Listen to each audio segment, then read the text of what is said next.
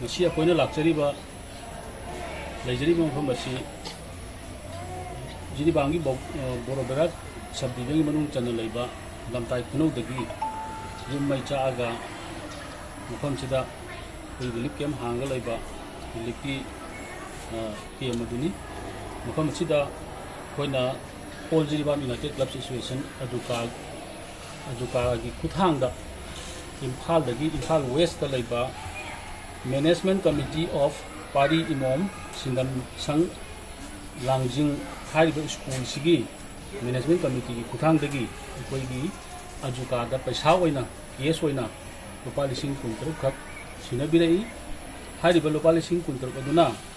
Hangang Sida Leiba Punba Jiribangi Relief Camp Nipan Sida Hangang Sahunga Yang Kayumdoi Report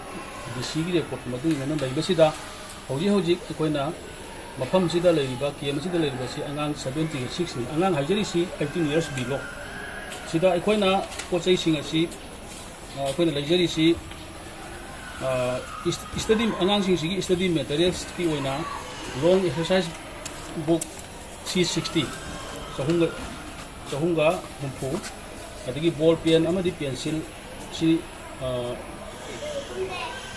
C60 adagi chana thana bagi item da biscuit lere lisi lere lollipop lere imli lere aduga mai mut kharkan da koina candle dakar oibani candle khara yaujare aduga pi ba angang singi oina hagis hariba item sing asi angang singa leiriba angang 70 ga 60 gi oina koina pijabani aduga makha tana koi relief camp da leirisi sigi competition manungsida labor welfare hariba Committee run tauba ama lei masida angang kurithoi lei sida so koi pijagani aduga Babu Khal gi management committee amasu lei sida so angang 21 leiri then adugi matungda koi Jingdong Laikai LP school leiba angang 75 so pijagani aduga Soroting high school da hangba relief camp da angang 50 ga 5 children home Harinagar da angang 40 ga 7 aduga Jiribam higher secondary school da angang 40 ga 9 aduga Borobera relief camp da nei sakha mufam duda leiba siga chenthokpadi chenthortaba adugi begra side su angang nipan lei hariba nipan adu chu ikoi jahonana ba kona jagani haiba wakham si thamjari ye ko ndo si gon thamja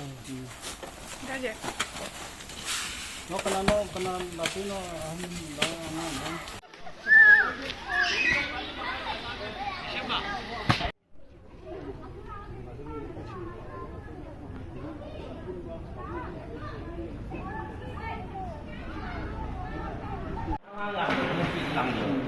Ngang sing sa le.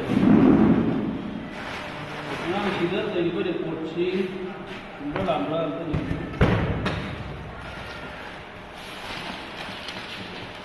Ngang ku ma ko.